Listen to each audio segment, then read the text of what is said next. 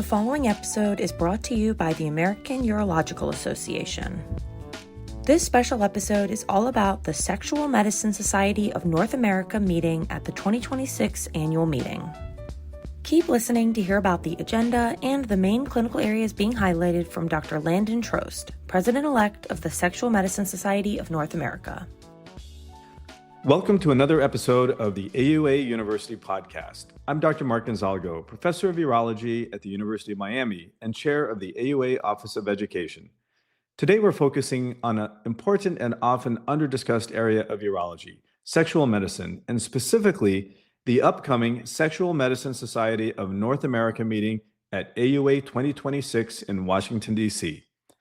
I'm pleased to be joined today by Dr. Landon Trost, President-elect of the Sexual Medicine Society of North America and a recognized leader in the field. Landon, welcome. It's great to have you with us.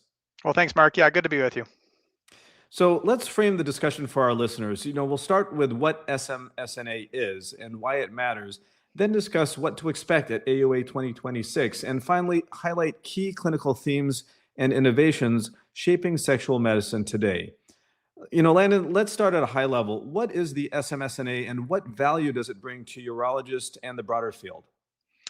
Well, I think everyone recognizes out of the gate is that it's a really tough to say acronym, but aside from that, one of its big strengths is it's an academic society, and everyone in there specializes in some form of male sexual medicine, female sexual medicine, anything in the sexual health space. It's actually made up of multiple specialties. So you've got mostly urologists, but then there's gynecologists, psychiatrists, psychologists, nurses, social workers. And so it's a pretty broad and diverse group. And, the problem with sexual medicine in general is that there's so much out there as far as direct to consumer advertising, back of magazine, billboards, people are just faced with it everywhere, that it's very difficult to find a true academic and evidence-based, set of information. And so the SMSNA provides that. It provides kind of a legitimate source for true sexual medicine type information, as opposed to, again, these other types of sources. So it's finally a society that's kind of recognized for that reason. Okay, so again, a very academically oriented, perhaps evidence-based society for this field. Can you give us a sense maybe of how its role might have evolved as sexual medicine has become more central to urologic care?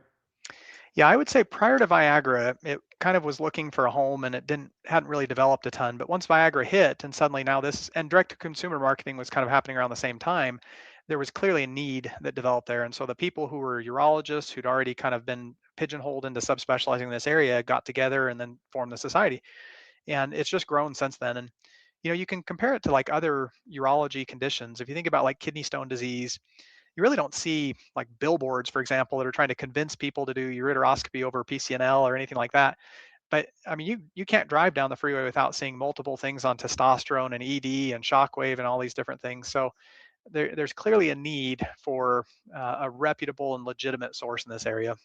Yeah, we've certainly moved from billboards to social media, name your form. So I think that's a really important point, given the widespread use of advertising these days. And as you mentioned, direct-to-consumer products, especially given how integrated sexual health is to patient outcomes. So, let's turn to the upcoming meeting. All right, Landon, so looking ahead to AUA 2026, what can attendees expect from the SMSNA meeting this year? So overall, the agenda is very packed because we do try to put something in there for every aspect of sexual medicine. So you don't attend and just get testosterone or just get ED or just get female sexual dysfunction. And this year in particular, many who are watching, there's been a lot of changes from a regulatory and a national standpoint in the sexual medicine space. So those who've been kind of in the space realize that the women's topical estrogens, things like that, had a complete about face from an FDA standpoint, and testosterone also recently did. So SMSNA was involved in both of those and getting these major policy changes.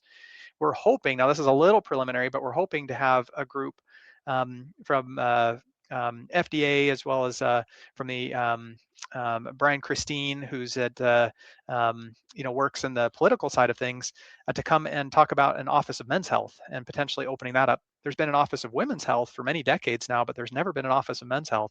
So we're hoping to have a whole session dedicated to that, where we'll have a couple. We can't announce, who it is yet on things, but hope we'll have a few people that will be, interesting people to watch and to listen to for sure. We also know people who come to AUA want surgery, and so we've dedicated the largest block of our time to discussing different aspects of sexual medicine surgeries, and specifically penile implants.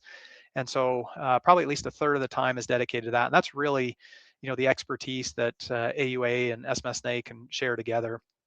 And then there's a lot of hot topics we're going to spend time on. So there's a couple things in the literature that are hot topics right now, a couple new innovations that are out there. So we just want people who come there to get an idea of some of the new and exciting things that are in the sex med space. Oh, great. That sounds exciting. And I'll pick your brain in a moment, maybe to go a bit more into detail about the potential clinical content that might be at your specific meeting. But if you're to take a step back first, and for clinicians with limited time, because you already mentioned a number of exciting areas, what do you think are the can't miss sessions or themes that you will think will have the greatest impact on practice at the meeting? Well, towards the late morning and early afternoon, if you're interested in the surgery and political side, that's probably where we're going to put those components. So that's going to be, heavily focused on that. Whereas the morning is going to be much more, here are the policy updates. Here's the new position statements that came out. So it's going to be much more kind of clinically based. How do you manage these alternative testosterone agents? And we even get into some of the more unusual kind of psychiatric sexual medicine conditions and things that none of us are going to be extreme experts on, but it's good to know about and good to know, how to manage some of these conditions. So Okay, great. So people are going to have to pay attention to what's on their agenda, and it sounds like a buffet of information there that will be present. So, and also it sounds obviously like there's going to be a strong emphasis on translating emerging science into clinical practice. All right. So let's move into the clinical content. And I know you've already spoken a lot at a high level. I don't know. Are there any other major clinical areas that you'd like to point out for the audience that might be highlighted at this year's SNA meeting? Yeah, and we specifically designed the program thinking from a general urologist standpoint of what would be relevant and most impactful for them on the sex med side. And we're going to hit every topic. So we've got something on premature ejaculation and Peyronie's disease and erectile dysfunction and female sexual dysfunction, testosterone. But we're trying not to do the old rehashed, they've heard this 5 times before type thing. So like in testosterone, for example, we've got content on DHEA, DHT, SARMs. These are areas that are fairly niche, but patients know about them and they often come in and want to talk about them and want information. So we're going to try to highlight things like that. GLP-1s, it's a hot topic right now, especially on the female sexual health side. So we're going to highlight some of those things. And then we will get into some interesting, may not be something that you'll put your practice into, but you should be aware of, that are kind of trending type things, such as sexual activity strangulation, non-consensual, nocturnal type things. So some of these things people just don't know about, they're not aware, but they are real psychiatric type conditions, and so we're going to highlight some of those too. Okay. So let me ask this from a real world perspective. Where do you see the biggest challenges or variability in how sexual medicine is practiced today? It's probably not the answer you're looking for, but I would say the economics of it end up being the biggest factor for many people, because sexual medicine in particular often doesn't get treated in the same way as like cancer and other things from like a reimbursement standpoint. So it's very easy to get, and even then, I guess it's not true, because a lot of the oncologic therapies and scans and things like that, sometimes you really you struggle to get them paid for. But especially in sexual medicine, there was a brand new thing that just is happening literally this week, where insurers are saying, all right, we're only going to pay for 4 series of Xiaflex injections for Peyronie's disease. And the argument, and this is across the board, and they're saying, it hasn't been proven safe beyond 4 series.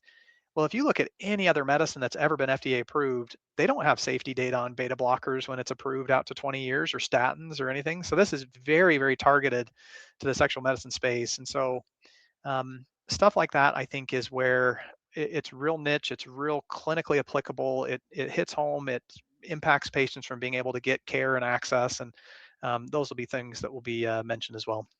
Sounds great. Look, that's a great answer and a great example of something that's very practical, relevant, and up to date for those who are interested. And so hopefully those who are listening right now will appreciate that and looking forward perhaps to further discussion at annual meeting. So let's shift to what's on the horizon. Okay, what do you think is new or most exciting on the horizon in sexual medicine? Honestly, I think the biggest one for most of us right now is this concept of the Office of Men's Health. Again, the Office of Women's Health has been around for a long time, but there just has never been the political push to do an Office of Men's Health. And many will say, well, men are already heavily represented, but when you look at it, men die almost 10 years sooner than women do, and there's major issues with funding of various things like the example I just brought up, and many more. And the quality of research a lot of times is quite poor without that kind of political backing. So I think we're all very, very excited about the momentum that's building behind that, and hence the reason we want to really highlight it in the meeting as well. And again, we have to really thank there's many in the Brian, Christine, and others who've really been key in getting this moving. I think there's a lot of other stuff too. So from an erectile dysfunction standpoint, there's some new therapies that will be talked about. So in particular, radiofrequency will have some abstracts at the meeting. The data's early. We don't know if it's going to work or if it's going to be another scam type therapy, but it's always nice to see new things coming out there. There's some new innovations in implants. So Rigicon is we've always known about Boston Scientific and Coloplast with the implants, but now there's a third company that's producing implants. There's also, it's not out yet, but talk of automated pumps and some other things. Peptides are probably the most popular thing right now as far as what's trending. And there's limited data on that, but the SMSNA is coming out with a good position statement, also an updated position statement on like shockwave and some of these other therapies. So there's quite a bit of new things that are happening in the men's health or in the sexual medicine space. Sounds great. And, as you look forward, what do you think is going to be the most meaningful change in how we deliver sexual medicine care over the next 3 to 5 years? Well, I think AI is going to be the answer to that question for everything. Yeah. I think no question the concept of paying for information is a bygone that will only be around for a little bit longer, and it won't be so much information as the actual delivery. I also think that's going to help quite a bit on the legitimacy side where people are seeking kind of true information. There'll always be snake oil in every field, but I think AI is going to be the story for the next 10 years still. And as you said, that's not only going to be limited to sexual medicine, but probably everything that we do. Yeah. So, it's an exciting time, especially as innovation intersects with patient expectations and quality of life outcomes. Let's close with some practical takeaways. All right. So, Landon, if you had to leave our listeners with one or two key messages, what would you want every urologist to take away, both about the SMSNA meeting and about managing sexual health in their practice? Yeah, I would say if I had one message, it's come join us. I think you'll really enjoy the session. It's always been a very popular session, heavily attended. It's usually standing room only type session. So I think you definitely won't regret it.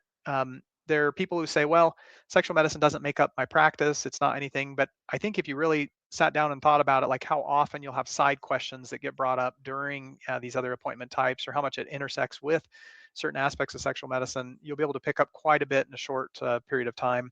And at a minimum, you can at least get a good Rolodex of people you can reach out to if you are wanting, more information or things in different areas. So I think those would probably be the key take homes, I would say. Excellent. I think those sound very exciting and relevant to not only sexual medicine, but perhaps applicable to urology as a whole. Are there any last thoughts aside from that key takeaway you want to leave with us today? Yeah, I would say from a sexual medicine side of things, when you think of from a provider standpoint, what you care about most is that patients are happy.